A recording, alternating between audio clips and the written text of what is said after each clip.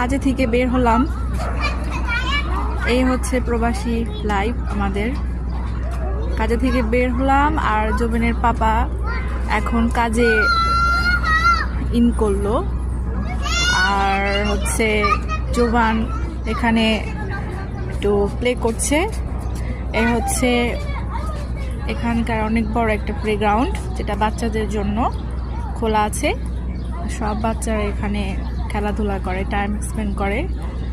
এখানে অনেক father's mother's আসছে তাদের বেবিদের নিয়ে।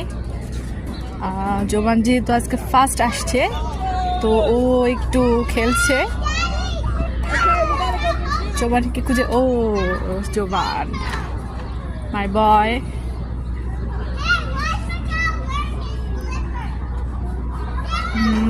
খেলছে।